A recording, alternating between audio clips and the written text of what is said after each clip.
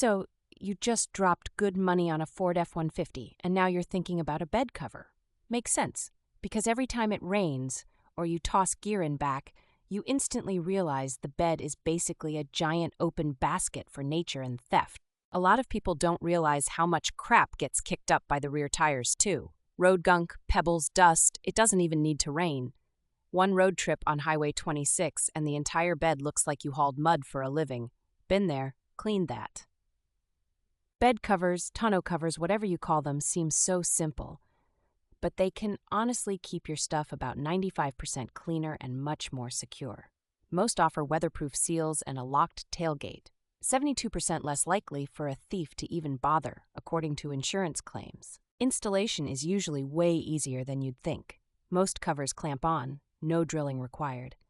I'm a guy who once paid someone to build my IKEA shelf, and I managed to get a trifold cover on in under 30 minutes with just a wrench and about 4 cuss words.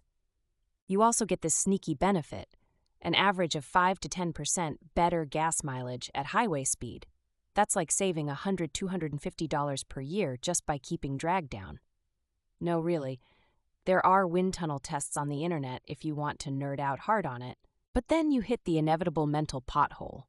Hardcover or softcover? Hardcovers cost more, can take a beating, and usually lock with a key. Softcovers cost less and open in seconds, but they're like a locked door made from tissue paper if someone really wants in.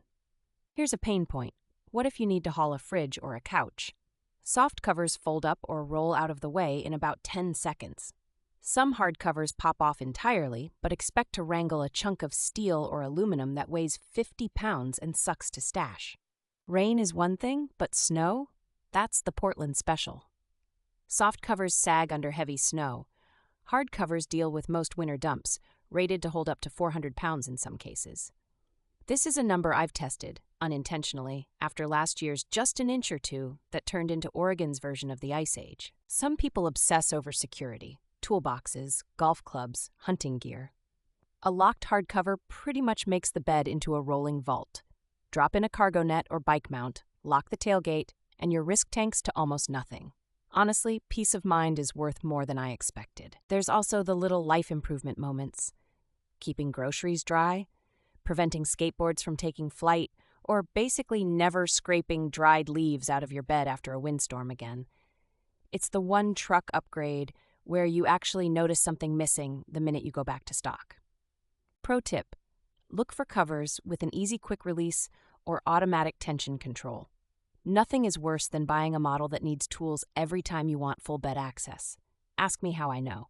If you swap between work truck and Costco hauler mode a lot, it matters. Bed covers aren't cheap. Expect $250 for a decent soft cover, all the way up to $1,300 plus for sleek power retractable models with LED lights and built-in rails. Think of it like buying a raincoat and a garage for your truck, all in one. The cost stings, but the daily convenience doesn't. I'd say if you leave anything in your bed for more than 5 minutes per week, sports gear, work stuff, camping junk, it really does pay off, even if at first it just feels like one more optional accessory.